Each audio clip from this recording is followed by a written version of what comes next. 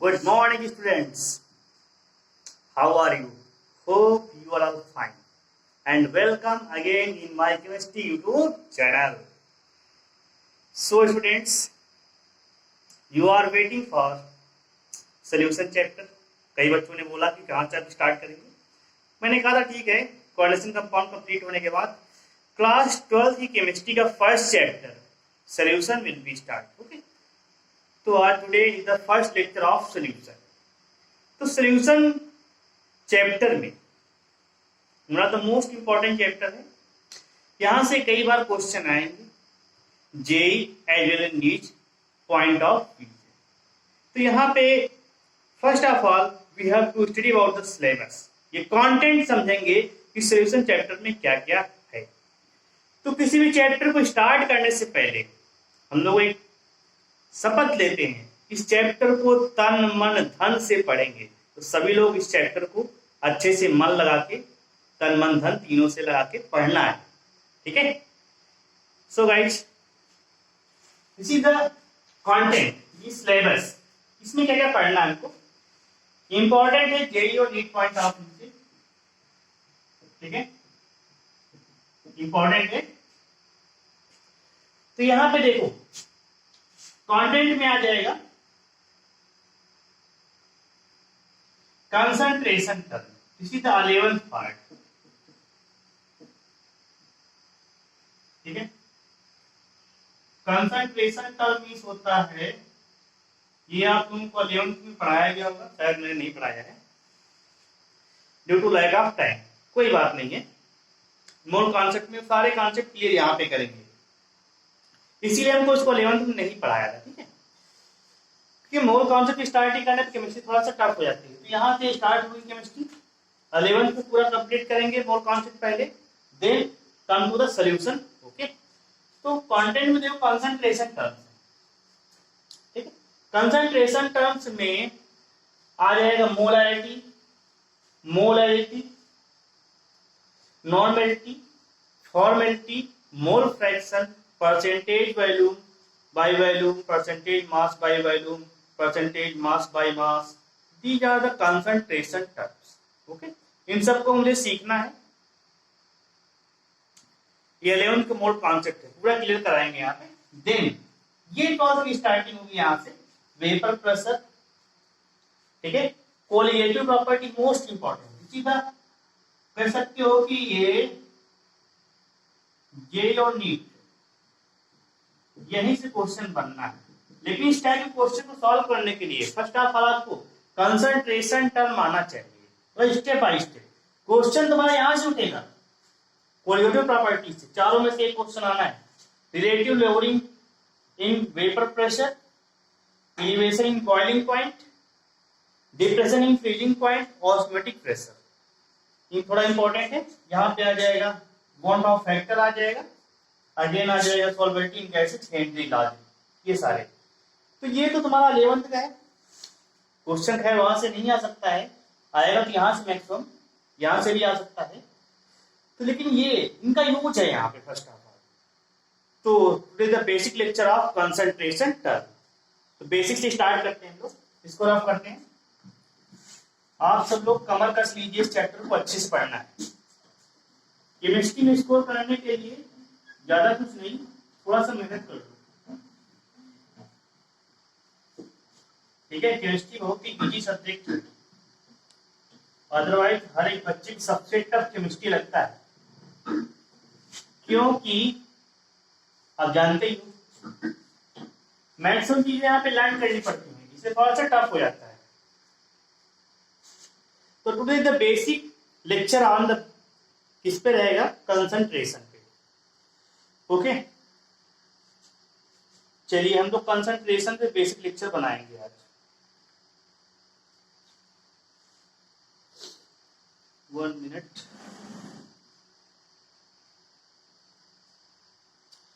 Okay, तो first of all chapter का name जो है क्या है, सॉल्यूशन. नेम क्या है, solution.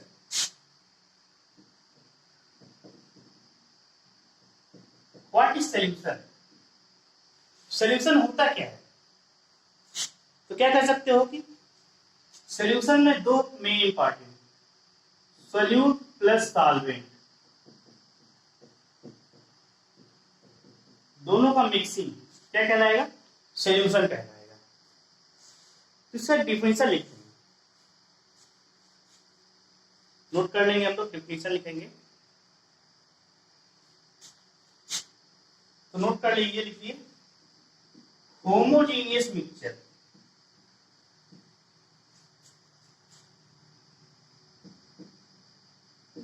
mixture of homogeneous mixture of two or more substances in which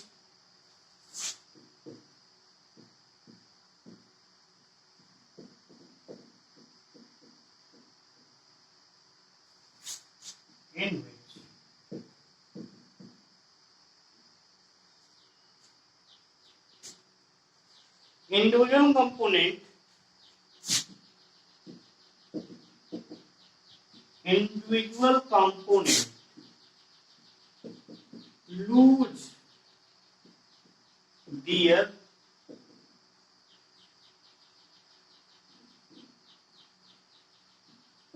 identity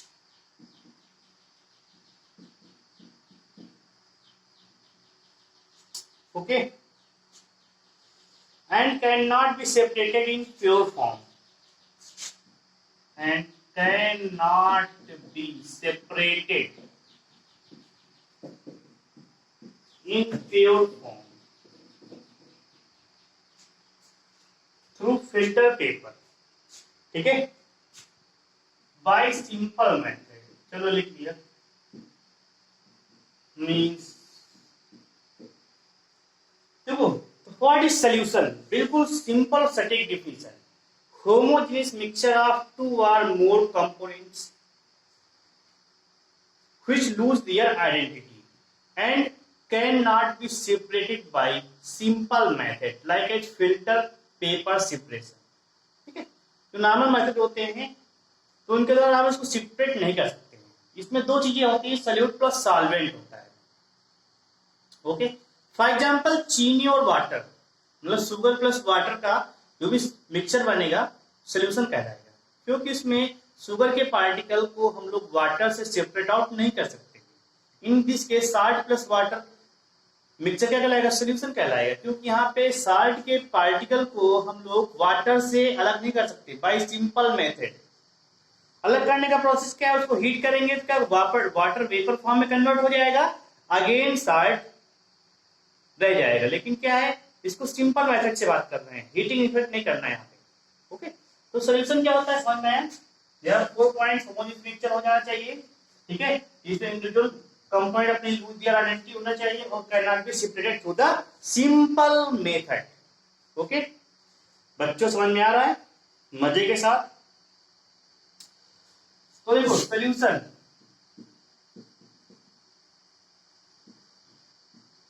तो आ जाएगा, एक तरफ आ जाएगा सोल्यूट, एक तरफ आ जाएगा सॉल्वेंट, इसको समझना है। तो सोल्यूट क्या होता है, जो लेस अमाउंट में होगा उसे बोलेंगे सोल्यूट। फॉर एग्जांपल अगर तुमने शुगर प्लस वाटर का मिक्सचर दिया तो शुगर को हमेशा वाटर के रिस्पेक्ट में स्मॉल अमाउंट में लेना है, तो शुगर क्या कहलाएगा, सोल्यूट कहलाएगा। If you take the water less in compare with the sugar then water is the solute, और शुगर क्या है, सॉल्वेंट कहलाएगा। जो स्मॉल अमाउंट में होगा उसे बोलेंगे सोल्यूट, स्मॉलर अमाउंट,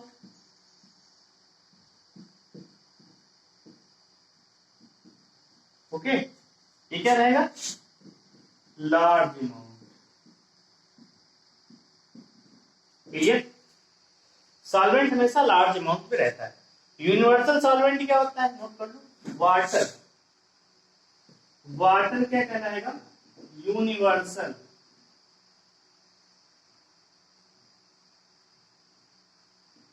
सॉल्वेंट, क्यों, इसका डाइलेक्ट्रिक कांस्टेंट हाई होता है, डाइलेक्ट्रिक कांस्टेंट वाटर कितना होता है, 84।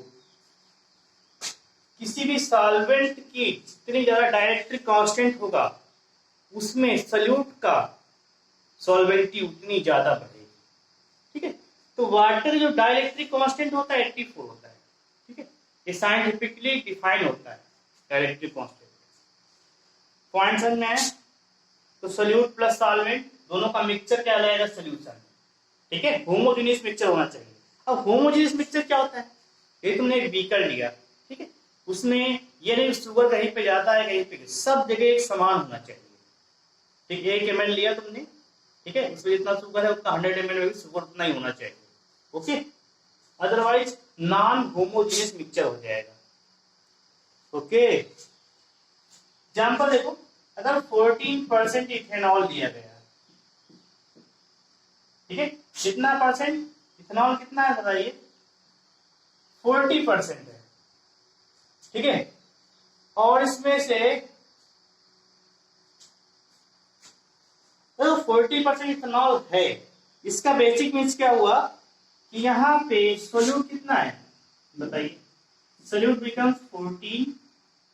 ठीक है, अगर तुमने 100 ml लिया वाटर को, सोल्यूट बिकम्स 14 इथेनॉल हो जाएगा।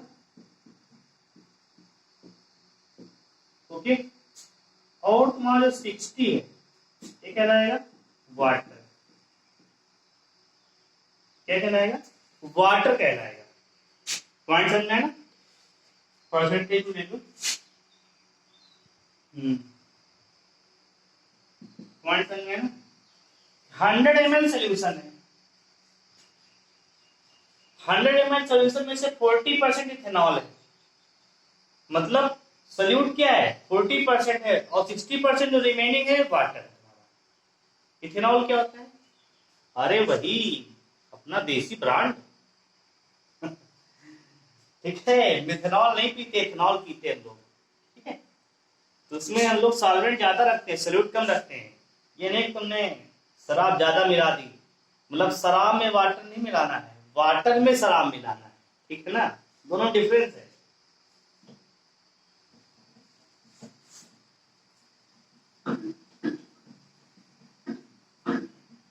आज फर्स्ट लेक्चर है, आसानी से स्टार्ट करेंगे। ओके, सो गाइस एक एग्जांपल और लेते हैं। ठीक है, छोटे छोटे एग्जांपल समझिए आप लोग। आप लोगों को 12th का चैप्टर स्टार्ट कर दिया गया 11th में, मतलब 12th में से पढ़ाया शुरू हो गया ना, बोर्ड वाला। चलिए, इनकेस अगर 60% इथेनॉल है, इथेनॉल लिया हमने 60%, देन क्या हो जाएगा? अब बताइए सोल्यूट क्या होगा और सॉल्वेंट क्या होगा? इस बार सॉल्वेंट क्या हो जाएगा? इथेनॉल हो जाएगा। 60% सॉल्वेंट इथेनॉल हो जाएगा। क्यों? 100 में से 60% क्या होगा? इथेनॉल हो गया, तो वैल्यू ज्यादा है। और वाटर कितना बचेगा? 40%। Alright, clear? ये रहेगा तुम्हारा पॉइंट। ठीक है, अब देखो इसका एक दूसरा डेफिनेशन देखो।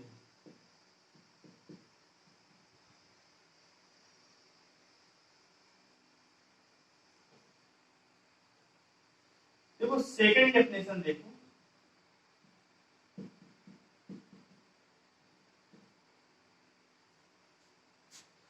सेकंड डेफिनेशन है कि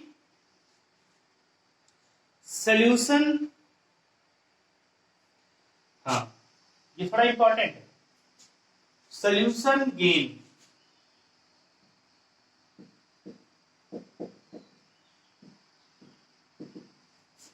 final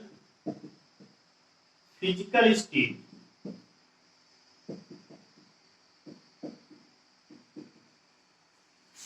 of this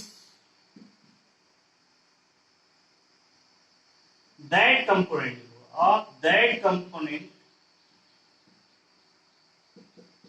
is known as, क्या कहलाएगा बताइए? जिसका लेगा सॉल्वेंट। ये थोड़ा अच्छा लग रहा है, देखने में अच्छा लग रहा है ना? जैसे समझिए इसको जरा, ये बहुत इंपॉर्टेंट है।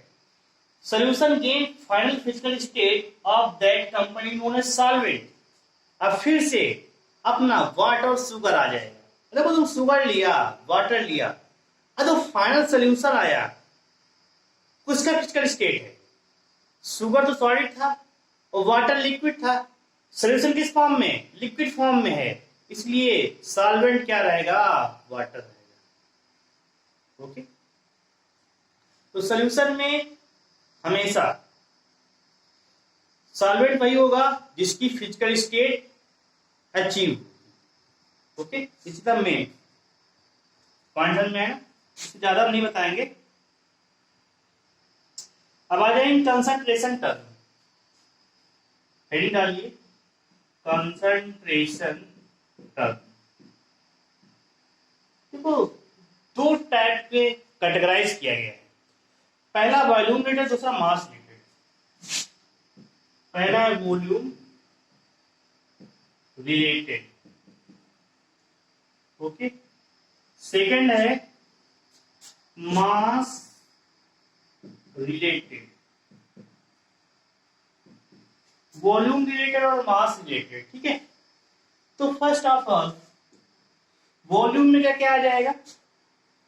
नॉर्मेलिटी, मोलरिटी, मोलरिटी, ये सारी चीजें आ जाएंगी तुम्हारी, ठीक है। तो मोलरिटी देखो, नॉर्मेलिटी, ठीक है। परसेंटेज बाय वॉल्यूम, दो लिखा हमने, परसेंटेज बाय वॉल्यूम, ठीक है। लिख लो अच्छा, percentage by volume, percentage by weight, ये वॉल्यूम लिखा है, ये वेट लिखा है, ठीक है। इसके बाद परसेंटेज बाय मास। अब देखो ये तो भाई हो गई। These concentration terms are depend only on the volume। देखो वॉल्यूम क्या होता है कि टेम्परेचर पे डिपेंड करेगा। वॉल्यूम में मतलब किसी भी लिक्विड फॉर्म में है, वॉल्यूम में कंसीडर होगा ना, उसमें अगर टेम्परेचर राइज करेंगे तो एक्सपेंशन होता है वॉल्यूम का, और टेम्परेचर डाउन करेंगे तो क्या होता है? कंप्रेशन होता है। तो इसलिए वॉल्यूम क्या रहेगा? These quantities are temperature dependent। जितने ऊपर की सारी क्वांटिटी हैं, ये वाली सारी क्वांटिटी क्या कहलाएंगी? Temperature dependent.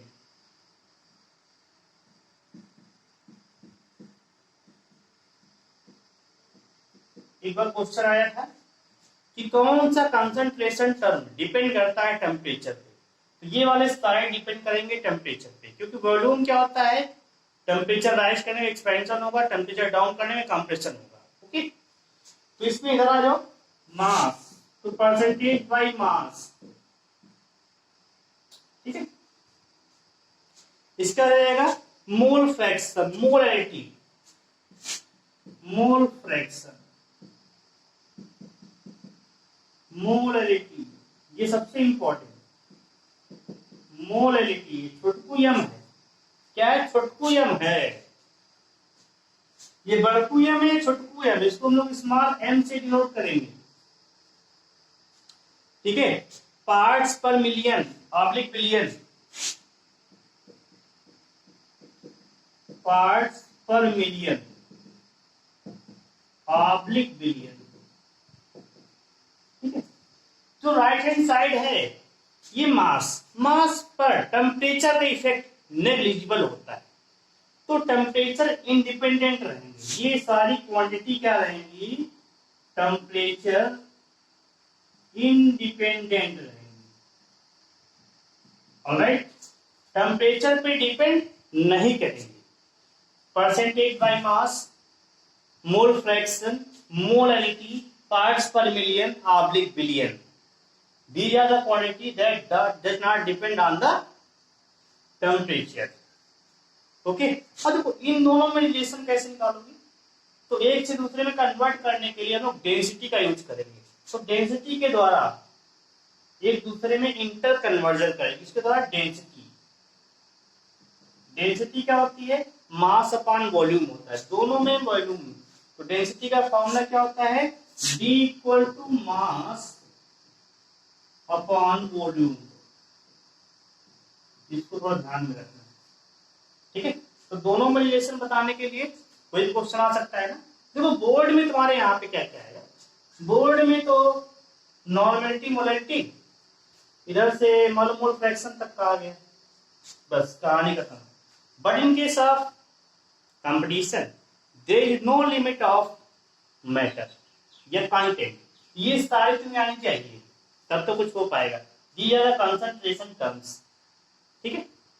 अभी और भी है तुम्हारे फॉर्मेलिटी वगैरह, उनको बाद में सिखाएंगे।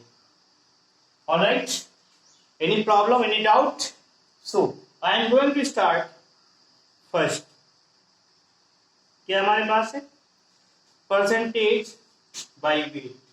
यहां से स्टार्टिंग करेंगे, फिर वॉल्यूम आएगा, फिर मोलैलिटी नॉर्मेलिटी, ये सब आएगा, पहले तीनों बता देंगे, ठीक है।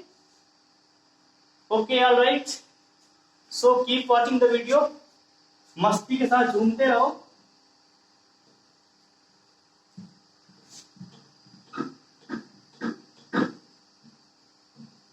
If you have doubt, then ask me in doubt session.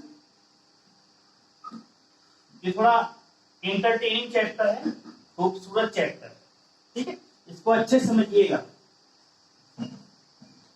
वैसे देखा जाए 12th की केमिस्ट्री थोड़ा आसान है in compare of the 11th, क्योंकि 11th तुम लोग नए रहते हो ना, 12th में आता है तुम लोग समझ जाते हो क्या है, ठीक है। तो केमिस्ट्री थोड़ा आसान रहेगी इन केस ऑफ फर्स्ट हाफ, और लेकिन तुमको जितना पढ़ाया जाए उसको अच्छे से पढ़ना है, ओके। तुम्हें ध्यान रखना,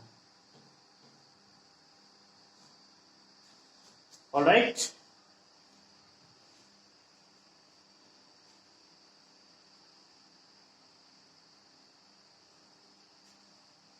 so first is percentage by weight, concentration,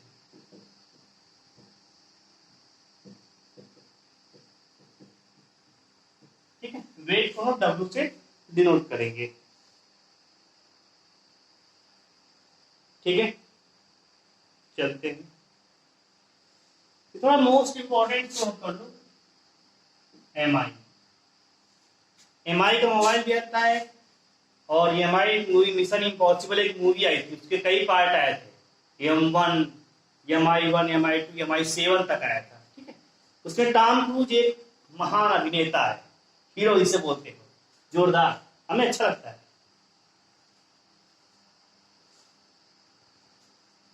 okay guys, इसको एग्जाम्पल समझते हैं, ठीक है।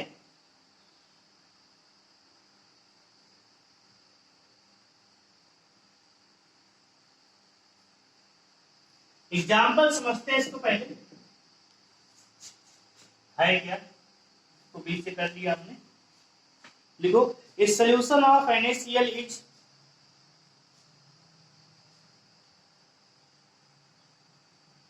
in water. A solution of NaCl in water, ठीक है,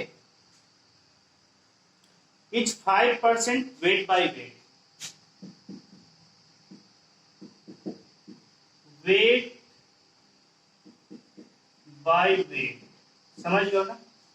इसको लिखते हैं weight by wait, 5% weight by wait, 5 gram NaCl is present in 100 gram solution, ठीक है। अब इसको समझना है, इसका मीन्स क्या हुआ। इस सोल्यूशन तो नहीं, तो एक स्टेटमेंट लिखा हुआ है, what is this statement. Statement का मीन समझो, मीन्स, इसका मीन्स क्या हुआ कि 5 ग्राम ऑफ NaCl, परसेंट के बेसिक मीन्स क्या होता है, 100 होता है, 100 प्रेजेंट इन 100 ग्राम ऑफ क्या है? वाटर। वाटर को यहाँ पे वेट में लिया गया है, ठीक है। तो 5 gram of NaCl present in 100 gram of water, इसका बेसिक मीन्स है 100 ग्राम ऑफ, गलत हो गया, 100 ग्राम ऑफ सोल्यूशन लिखा जाएगा, क्योंकि यहाँ पे क्या है, water is a solvent, 100 gram of solution, okay. तो weight by weight percentage, weight by weight percentage का फॉर्मूला क्या होता है कि mass of solute upon mass of solution, note करो, mass of solute, mass of solution into 100%। Point clear है?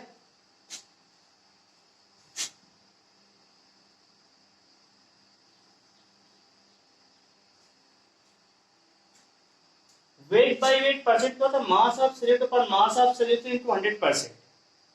Alright, इसको समझना है।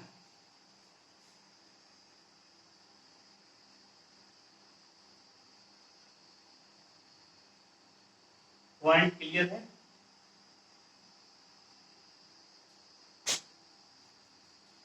इसी का फॉर्मूला है, इस पे क्वेश्चन करेंगे, ठीक है।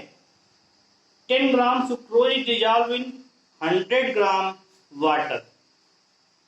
क्वेश्चन नोट करो, 10 gram sucrose dissolve in 100 gram of water. Find percentage by weight.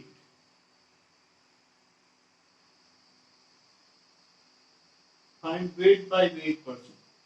Weight by weight percent. Okay. So 10 gram of sucrose dissolved in 100 gram of water. Okay. Find weight by weight percent. Okay. So guys, तो यहां पे क्या किया मैंने, 100 gram of water में dissolve किया गया है, ठीक है। एक पॉइंट जरा समझिएगा, यहां पे क्या समझना है,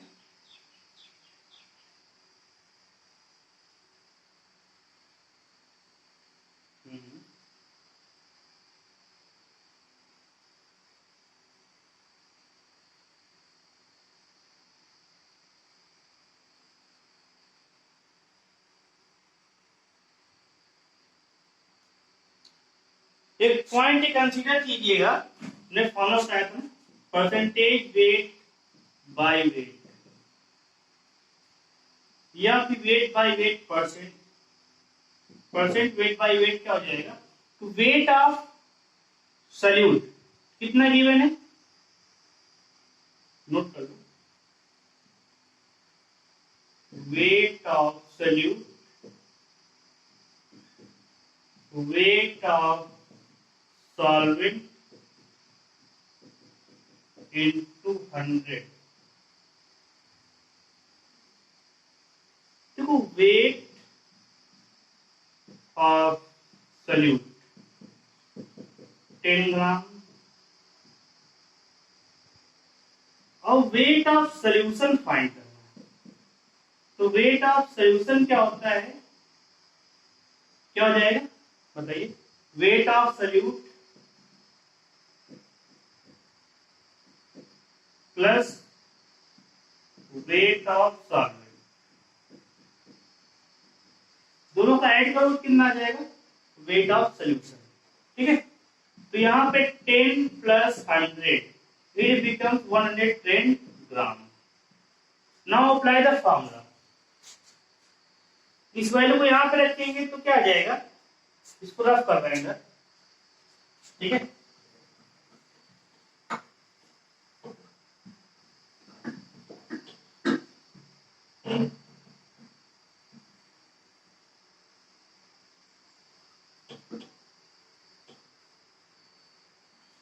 ओके, तो percentage weight by weight equal to 10/110 into 100, ठीक है, इट बिकम्स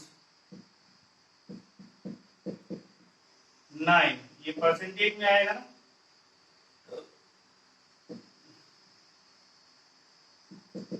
ये भी परसेंटेज में आएगा, तो 9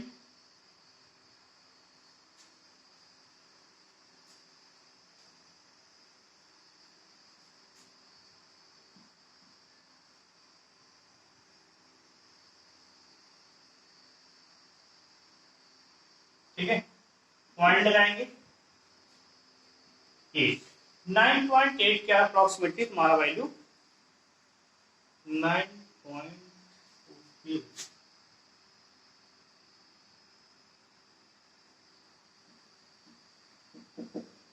ये वैल्यू लगभग, ओके,